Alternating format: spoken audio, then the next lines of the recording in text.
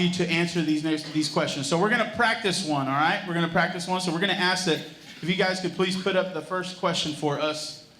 Here's the question. In your opinion, what is the best Thanksgiving dish? A, turkey, B, dressing and gravy, C, deviled eggs, or D, cranberry sauce? I'm going to put D, cranberry sauce. Because I love cranberry sauce. I love jellied cranberry sauce. How many of you are jellied cranberry sauce people? Yes. All Amen right. to that. Like That's that. better. We didn't get 9% last service. No. So that's my favorite too. That's your favorite? Jellied is my favorite. First of all, we couldn't afford whole cranberry sauce. Dude, that 50 cents goes a long way. It does. You know, 79 cents or 69 cents versus $1.39 for the whole cranberries. You know, you can buy another bag of Brown and Serve rolls for that extra change there. So, well, let me just say this. Go ahead. So, you know, coming from a typical Hispanic family, you know, we had jelly cranberry sauce because we just couldn't do whole cranberry sauce because we needed the extra rolls. There were two staples. I'm not going to say what I was about to say. There were two staples in our families, and one was deviled eggs. And if you ever heard my grandma's voice and her deviled eggs, and then jelly cranberry sauce. And I first service I said it had something to do with us growing up in a trailer, but I don't know if that's true or not. So apparently it's not. It's just good stuff. Okay. That's All right. right. We have another one too. Yeah, let's throw the next one up there. Now some staff came up with this one. I'm not going to say which, and it wasn't us. So what is the best thing about the end of the holidays? A, relatives' taillights. Stores back to normal. New Year's resolutions. Why is everyone laughing? Dude, you realize that's the uncomfortable, like, I want to agree, but no one can see what I'm voting, so I'm going to vote. Yeah. If this was an audible thing, nobody would answer. Raise your hands if it's... No, I'm just kidding. Don't raise your hand. Hey, give Michael and the worship guys a hand. Thank you, Michael, for that. That's awesome. Thank you so much. I think we should do one more. So let's do one more, if you got your phones out still. Best Christmas movie. Yes. A, The Grinch. B, Elf. There it is. Whoa. The Christmas Story or Nightmare Before Christmas.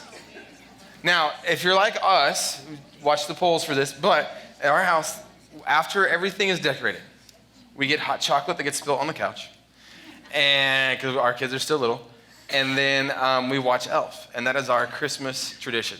And we laugh very hard. The problem with this, I'm gonna throw my son under the bus. Like, y'all ready for this? Like, there's those people that like say every line as it's coming up or right before it comes up, and you're like, okay, that's not my son. My son is commentating the whole movie. And I get it when you've seen the movie like 100 times, but now he's saying, like, the first time we watch a movie, he's just, and we watch Spider-Man, and he's just like, how do you get his web? How's that work? What about this? Did you know that the Greek, what? I don't know, like, President Truman was what? How does this reference Spider-Man? Like, please stop. Until I got in trouble asking him to be quiet. But we watch Elf. Elf is our favorite movie, and I'm really excited about the month of December because our December Christmas series is based off the movie Elf. Yes. So for the month of December, you will see Buddy the Elf. Like, literally, Buddy the Elf will be going around Grace Fellowship. Take pictures with him. It will be a staff member, not me, because I'm short. It's not Rocky. He makes a better Papa Elf than he does Buddy the Elf. The atrium is going to be dressed, decorated like Gimbals. It is going to be awesome.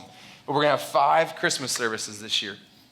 2 on Saturday, the 23rd. And on that Saturday, we are going to have 2 sled hills instead of 1 that I can get hurt on.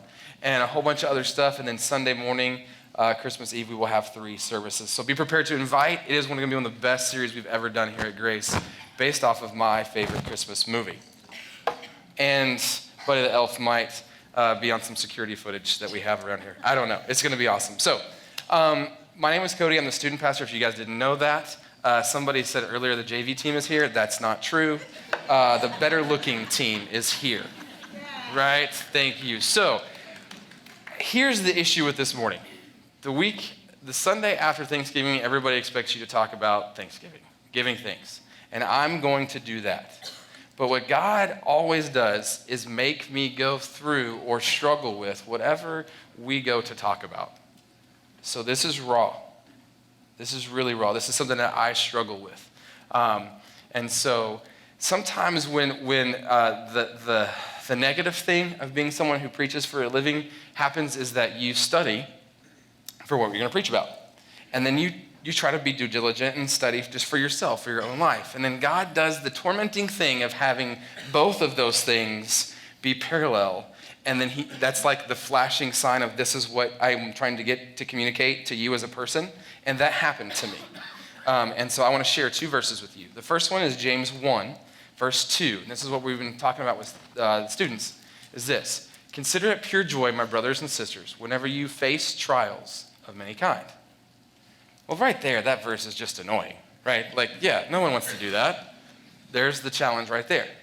But then Paul has this verse, and I was reading this just for myself a couple weeks ago. 1 Thessalonians 5:16.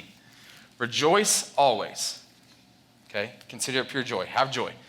And delight in your faith. Be unceasing and persistent in prayer. In every situation, no matter what the circumstances, there's another common word, be thankful and continually give thanks to God. For this is the will of God for you in Christ Jesus.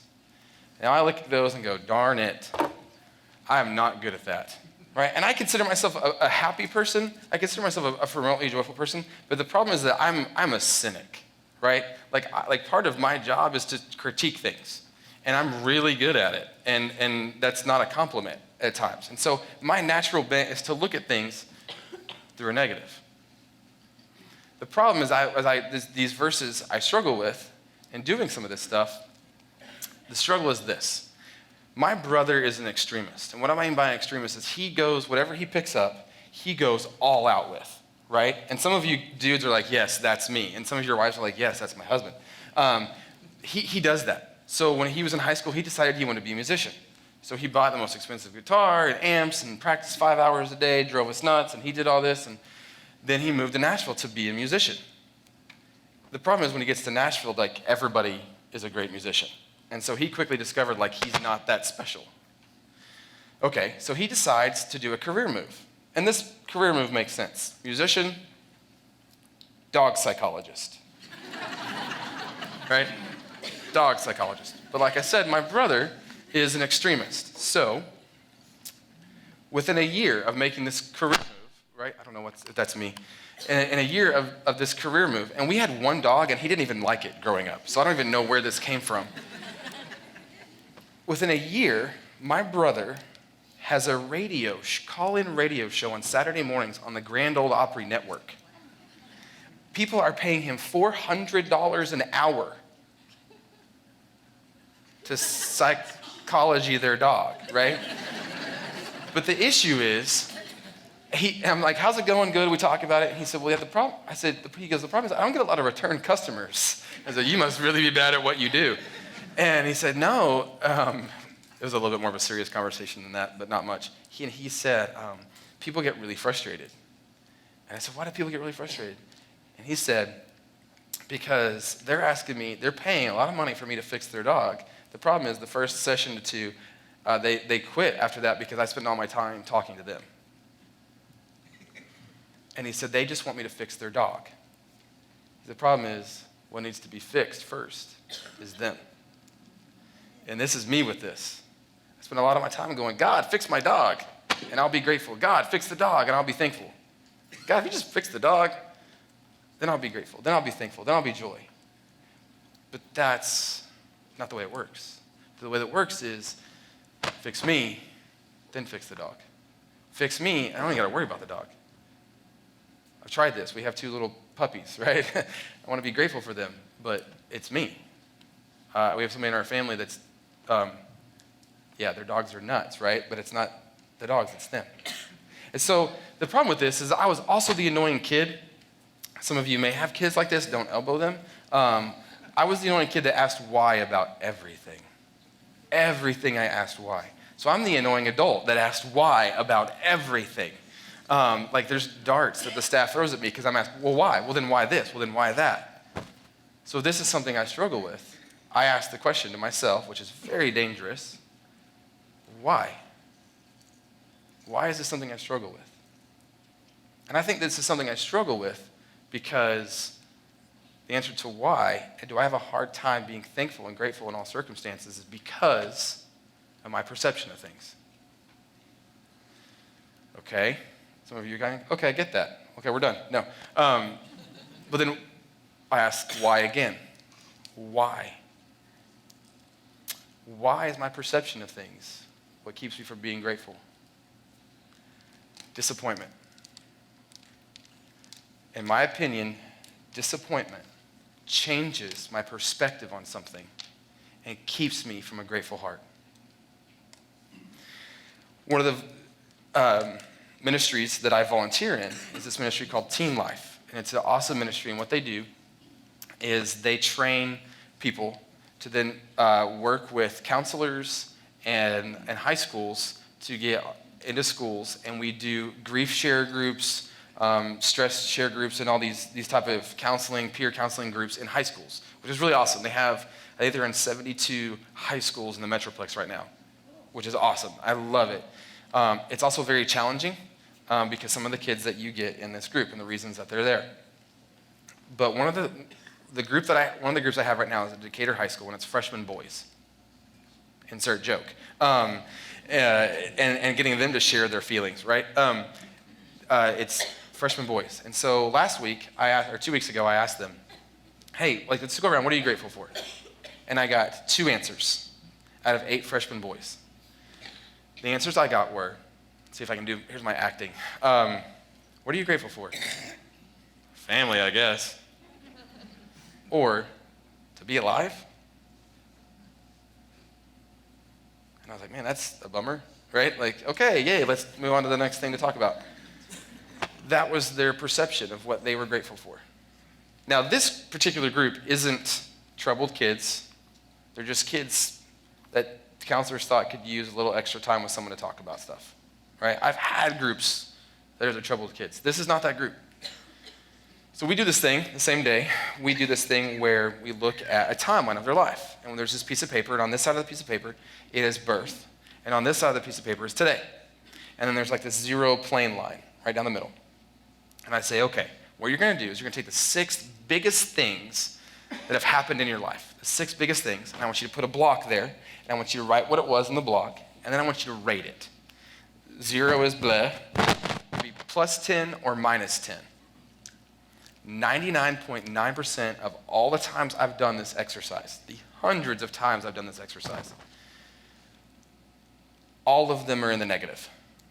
Every memorable moment, the biggest moment in their lives, when they look back and catalog their life, it's in the negative. And 85 to 90% of them are below minus 6. Now, I could sit up here and talk about the lack of parenting and how we parent and all that stuff. But that's how I still have a job, so we won't do that. That's sad. And as I have a kid that's creeping up on being a teenager, that disappoints me, right? So I thought I would do that for you guys. I thought I would categorize my life just like that for you. So here we go. I have this table.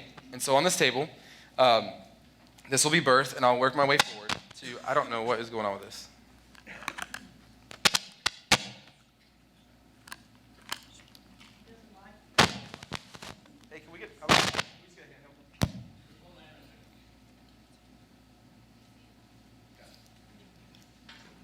There we go. Now, that's much better. Okay, so I'm going to do that.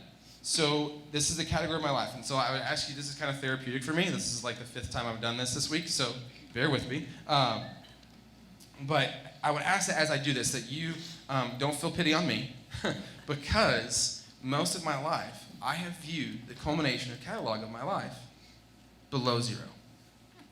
All right? And what's interesting about that is I've walked with the Lord since I was 15. So for over 20 years, I've walked with the Lord, but still would view the category of my life below 0.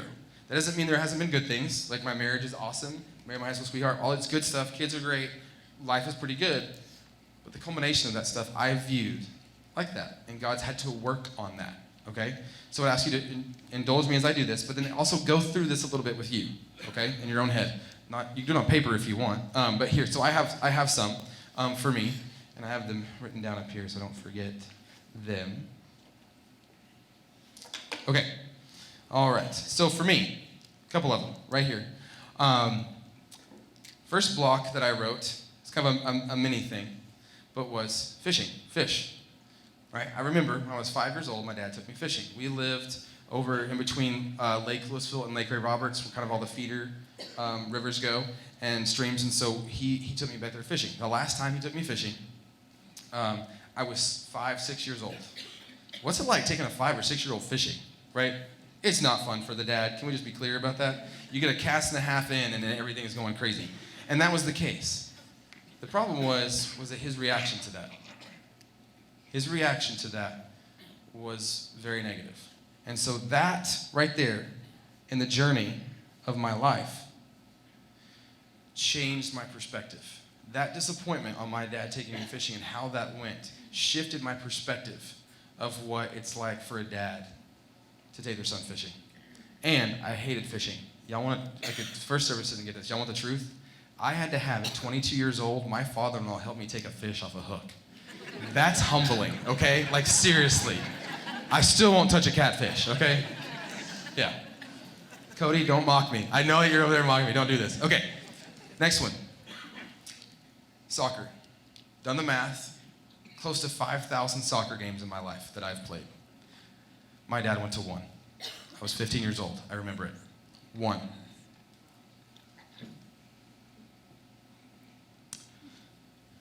Next one. It says pill. When I was 9 years old, I got sick, and my parents decided that was the best time to try to teach me how to swallow a real pill. Okay, some of you have gone through this. Okay, this was the worst, most physically, verbally, emotionally abusive situation that I remember being in. Over a pill. Again, these things are changing my perspective on parents, on being a kid, on my value, these disappointments. The next one. GP move. When I was about 10, 11, my grandparents moved. I lived across the street from them. And when they moved to New Mexico, my world drastically changed. I grew up in a pretty rough home, and they were my refuge across the street. My grandma and I watched every Cowboy game together, right? We watched golf together. She was my rock. She was everything. She took me to church. It was amazing. And when they moved, that refuge out of my home was gone. I felt abandoned. I felt left. There was a question whether my grandparents loved me because why did they move? And so that was a huge change in perspective because of that disappointment. Next one is divorce. When my parents got divorced, it was like a 2.5-year process of my dad being in and out and all this. It was crazy, chaotic, and painful. And even though I didn't have the best relationship with my dad at all, that happened. And it was a little bit of a relief, but also a little bit of, like, divorce never happened in our family. And when, 25 years ago, divorce still didn't happen all that often. And so it was a terrible, gut-wrenching thing. It was a disappointment. In that same season, during that process of their divorce,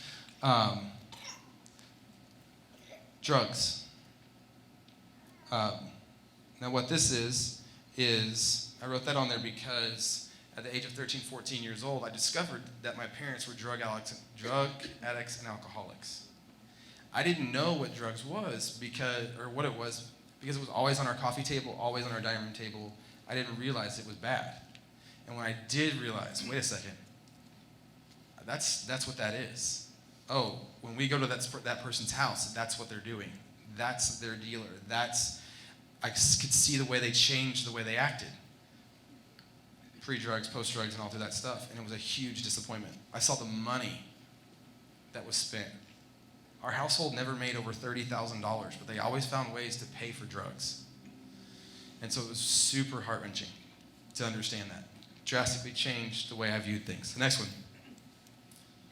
In that same season, my dad had a heart attack. And I've already told you guys the relationship that we had.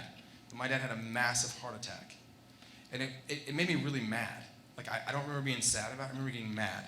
And the reason I got mad was because he didn't take care of himself at all. And so if he was okay with watching his own life go away, that meant he didn't care about me. And so my perception of him changed, that he didn't care for me. My dad didn't love me because of the way that he took care of himself. And that's what was communicated to me. So that was a huge disappointment. The next one gets really real, you guys. If this hasn't been really real. Sorry. This one was a big one. I put life on here. The reason I put life is because there was 2 times in my life that my dad tried to take my life. Whether one time was broken up by my brother and one time was broken up by my grandpa. And I mean, I thought I was going to die. Like, he had his hands around my throat, me pinned against the floor, like, this is it. That moment is a big block and shift in perspective. That's a big disappointment. Drastically changed my perspective on my relationship with my dad. All these things felt like we could probably, like, yeah, this was a big one. This was a big one. Next one. Next one was a big one. For my mom. When my mom died, that changed my perspective on a lot of things for the negative. The way that some questions to God came up. Some unanswered prayer questions came up. I have a 2.5-year-old sister. I have an 11-year-old sister, a 14-year-old brother, a 17-year-old brother, and I'm about to get married. What in the world? And death always causes these questions. And for me, that rocked my world.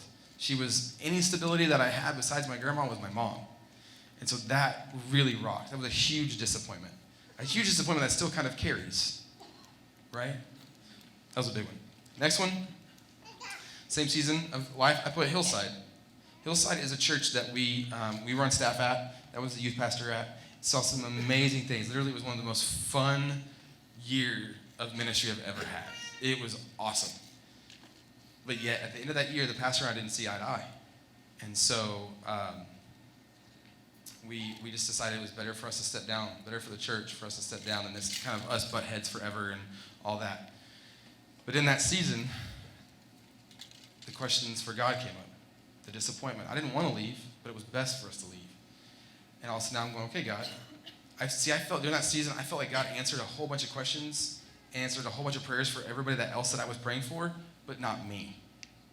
So I actually asked the question, or said the statement during that time. I said, okay, God, if it feels like you don't care about me, I guess I'm not going to care about you. Anybody else resonate with that? So that was a big one. Well, because I decided that it was time to leave my job, money came into problems, right? Yeah, you kind of got to have a job to get money. So money became a problem. And when I looked at everything, I started getting disappointed that, God, why can't I provide for my family? What's going on here? What's going on with this? Money became a problem. And side note on this, the same time, some of you know that we had custody of my sister all the way through high school. The same day that we moved her in was the same day Allison told me she was pregnant with our son, which is right when I had no money. Yeah, not a great wave of disappointment there. So that came into play. Then, a culmination of all that, me. Because of all this, I became a disappointment. The choices that I was making, the way I was acting as a husband, the words that came out of my mouth, the temper that I had, the way I was treating people in my home and outside of my home, I was causing a lot of pain into people's lives, and I became the disappointment. And when your perspective of you starts being viewed through the lens of disappointment, it's a really hard place to recover from. And so at this point, I wasn't even thankful for myself. Up to this point, most of what we're dealing with right here was the consequences of other people's actions. I was a bystander. Now it's me.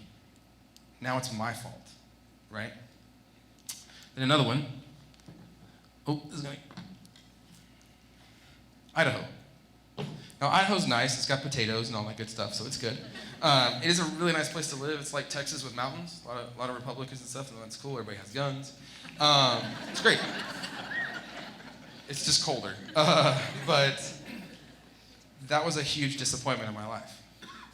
We sold everything that we had down to the last dime in savings to take the job in Idaho. And 2 years later, we're moving back. And so there was a lot of questions that came in.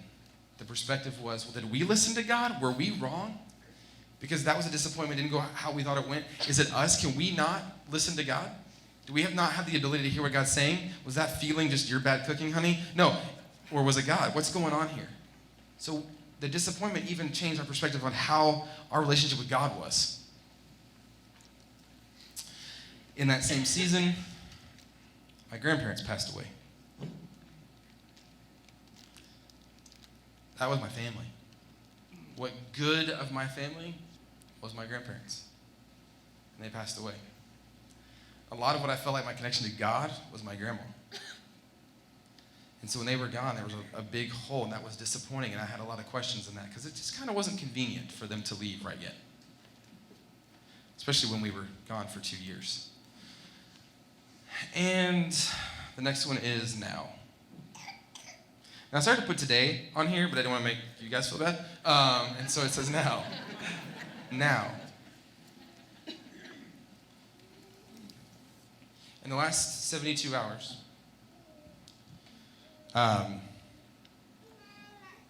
now has been placed on this table.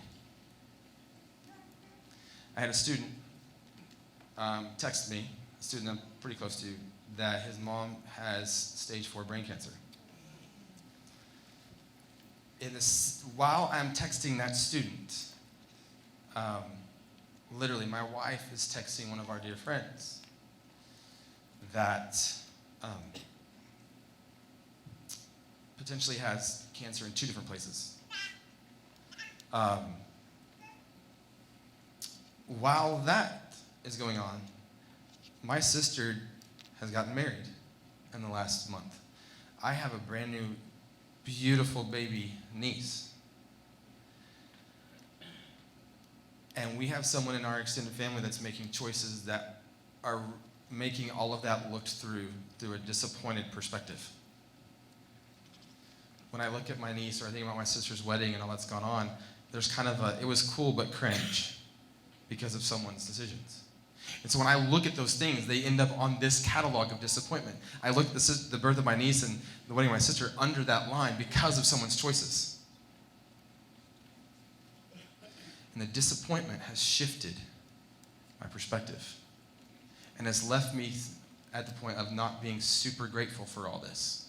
Has left my heart going, yeah, but all of this. So God, change my perspective. Change my perspective. And not necessarily change my perspective of like, let me just see through your eyes. I want to show you guys something. So here, Paul uses the word Thanksgiving in 1 Thessalonians. It's going to come up. I think you guys know how to spell it, right? Thanksgiving. In Greek, the way Paul wrote it, here is the word Thanksgiving. You gonna read that? It's Greek to me too. Okay. I'm trying to get out of the dark into the light, okay? Now, this in English is translated to this word, Eucharistio. Eucharistio. Now, Eucharistio, can we draw on the TV? This is gonna be awesome. Okay, don't show this to BJ. This right here, charis, okay? This right here. That's the root word for Eucharistio, is charis. It is translated to English as the word grace. So as I start asking why is the will of God for me to be thankful in all circumstances and things? How do I do that? Why? Grace. This is where the term, let's say grace over dinner comes from. I had no idea, I just thought it was weird. Okay, grace. Okay, so there's 2 ways for us to look at this. I want to go one specific way. Grace. My relationship with my kids is awesome. I love my relationship with my kids. Do I need to erase this so we can do the next verse? Yeah, that's good enough. Okay. My relationship with my kids is awesome. I love my son. He's awesome. My daughter's great. I could argue that to the day that you die, but if you've met them, you know that they're just pretty awesome. I understand the weight, the gravitas, the gravity of a healthy relationship with my kids. I understand why I want to be a dad who's in the mix and there and loving and kind. I understand the damage that can be caused of not being that. Man, I'm so thankful for my relationship with my kids. I'm so thankful that I'm putting up Christmas lights, which is not fun. Amen, dads? And my son, I was like, okay, it's lunchtime. You need to go eat. Go make you a sandwich. 2 minutes later, I turn around and my son has a plate with a peanut butter and jelly sandwich, Cool Ranch Doritos, and apple juice for me. Right? That's good parenting right there. No. I'm so grateful for that. Man, I'm so grateful. My heart does not have a hard time being grateful for that.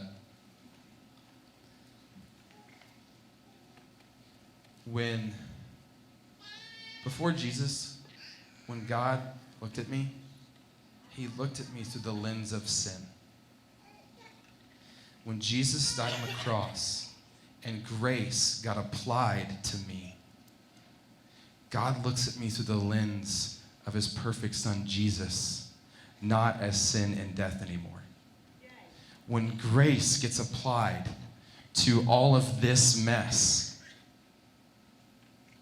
I can be thankful for my relationship with my dad and that journey because it has made my relationship with my kids so much sweeter. Now, I want to be clear here. I said BS in the first service. Are y'all okay with me saying that again? I just said it, so. So, I'm not saying, well, things happen for a reason. I'm not saying that. I've sat with my own mom on a deathbed and had someone give me the advice of things happen for a reason. Yes, she smoked for 30 years. She died of cancer. There's your reason. It's not the junk of God thought she would be better off in heaven than she would be here. All right? That's painful. Be careful of the words that you use in people's time of grief. There's my soapbox. I'm not saying that. This is what I'm saying. Look at this verse in Romans 8. And we know that in all things God works for the good of those who love him, who have been called according to his purpose. When I love someone, I give them everything. I love my kids, I want them to have everything. I love my wife, have it all. My friends, have most of my stuff. No, have it all. Like if, and I've said this to you guys before, when you're my friend, you get all of me. Good, bad, ugly, whatever it is, here it is. Same thing with my wife. That's why her middle name's Grace. Okay, so you get it all. When you love someone, they get it all. What Paul's saying here, when you love God, when you give him all, he works all of that stuff together to be good. When grace gets applied, when I take all this and just hurl it up to God, all right, God, I love you, here it all is, he molds it and shapes it, good and bad, just takes it, crunches, makes funny noise with it, whatever, shapes it for the good. So I need somebody's help. Who wants to come up here? Cody, will you come up here for me? Yes. 2 Codys on stage is very powerful, young man. Very powerful. Okay. So I got my phone out. So what a handsome fella. Right here. How you doing, dude? Good. Y'all, it's pretty powerful, huh? 2 Codys. Okay. So as I was talking, did you feel a little bit of a resonation of like you looking at your life a little bit? Yes, Did we talk before this? a little bit. No, we didn't. I didn't tell you what's coming up. Okay. Don't lie, dude. You can't lie on this stage. Okay. Now I'm really humbled and nervous about what you're about to do. Okay. Okay, so I have my cell phone. Okay. Do you know how to work a cell phone? Are you Julie, does he know how to? Okay. If your daughter was in here, I'd totally, yeah. Okay. So you've seen this from that perspective, right? Okay. I'm going to change your perspective on this. Okay. Do you see that? Okay, I want you to take a picture. It's that button. Get up high so they can see it. So I'm going to send it. Okay, so now face the audience. I'm going to send it to them, okay? Okay, so when they get it, they're going to put it on screen. And I want you guys to see the way you viewed this, okay? You guys got it?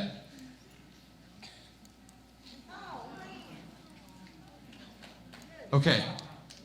It's taken a lot of giving this over to God and God to apply grace for me to look at a culmination of things like that. What do you think of that? Okay, give Cody a hand. Thanks, buddy. I appreciate it. So for me, how do I get to the point where I can look at this through hope, right? Again, this is gonna get real. Sorry. I'm like the Oprah of youth pastors. Okay. I never thought of that till now. Okay. You get hope and you get hope. No. I'm derailing myself as we speak. I am about to bring it. Get ready. So, those kids sitting around that table, those freshman boys. My friend that was texting me about his mom. Our family friends that were texting my wife. There was a common theme that was going on. I don't know what's going on if I just have hope. I don't know what's going on if I could just have hope. So I can live in hope. I can be thankful for hope. Hope we can celebrate. When hope leaves, I leave. When hope leaves, my heart leaves. When hope leaves, I'm stuck in a perspective of disappointment, and my heart cannot move forward to be grateful in all things. If I just have hope, just a little bit of hope. The problem is that we kind of squinch hope. Hope leaves when we sit back and look at things without grace applied. Grace applied to the situation with my parents changes it. The same way that God's perspective changed in me, of me, to be forgiven. Hope. God, work all that together. Hope tells me that God can work it all together. And if I leave my past in the past, see, like a lot of counselors want to say, like, just leave it there and forget about it. Like, you forgive and you move on and it's over with. Man, I don't want to do that. I don't want to do that because that means it's wasted. By the way, this is free. I just thought of this. That's wasted. My past is not wasted. My past has grace applied. Does that mean there's not tears and scars and all that stuff? No, it doesn't mean that. Does that mean that's what God intended? No. But it means when I give it up to Him and say, God, apply grace to this, I can move forward in true forgiveness, being thankful in all things. And as I go to walk through them now, I can understand that God will work this all together for the good. Which, caveat to that, when it comes to death, we have to have an eternal perspective. And that's difficult. So what I'd ask, for you to ask with me, because I'm journeying through this right now. God, apply grace to my journey so that it turns it from disappointment to hope. Here's the flip side. The flip side is I get this a lot. I get like, wow, man, you could really connect with a lot of teenagers. Man, you can really connect with a lot of people. Yeah, because I went through a whole lot of junk. That's not really fun to, that's not really a compliment, You can still say it to me, it's nice, but don't, yeah.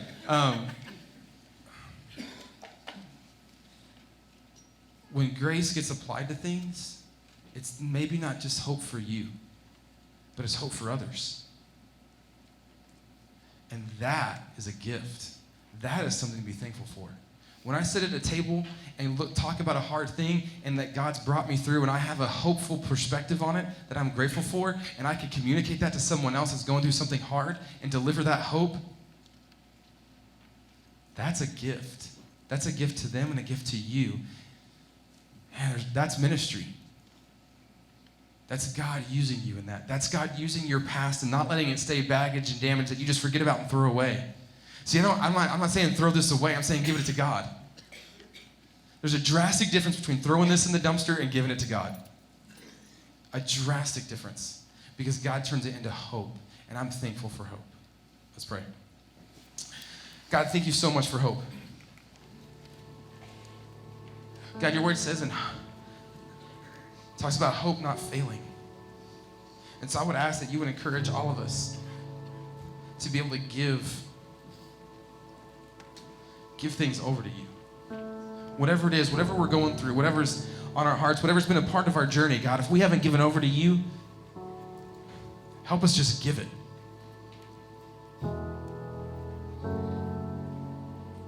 God, help us surrender so grace can be applied. God, I want to be grateful for everything. I want to have a heart that's full of joy and thankfulness and gratitude towards my life. But that takes not the dog changing, but me changing. I'm not saying, God, don't change my circumstances. Change me to view my circumstances from a perspective that is hope, not a perspective that is disappointment. God, on some things that can be quick, and on some things that's a journey. For those of us in here, that's a journey. God, give us the stomach for the journey.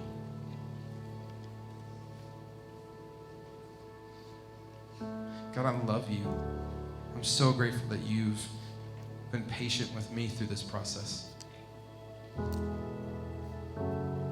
thank you for all that you do, that you do work all things together for the good of those that submit, love, and give everything over to you.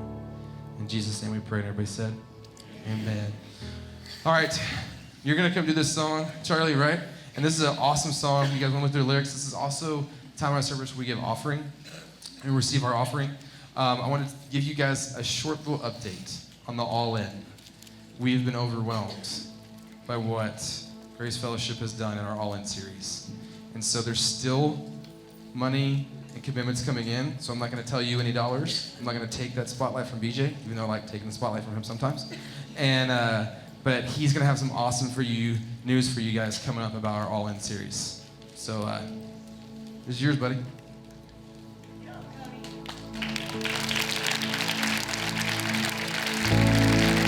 How do I say thank you, Lord, for the way that you love and the way that you come, for all that you've done and all that you'll do. My heart pours out thank you, 'cause you don't have to come, but you always do. 'Cause you show up in splendor, you change the whole room. You don't have to come, but you always do.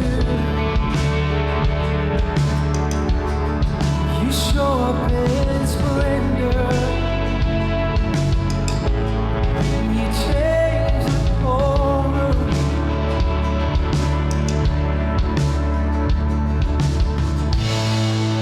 How do I say thank you, Lord, for the life that you gave, the cross that you bore, for the love you poured out to ransom my soul. My heart pours out this thankful song. 'Cause you don't have to come, but you always do. 'Cause you show up in splendor, you change the whole room. You don't have to come,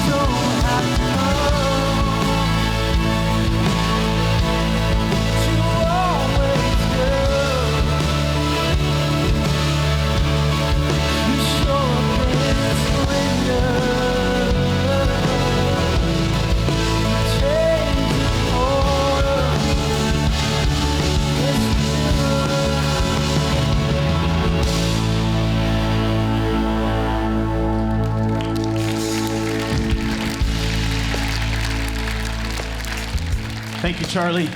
I told you it's going to be a great day, Grace Fellowship. Don't forget that we have an invite class coming up next Sunday.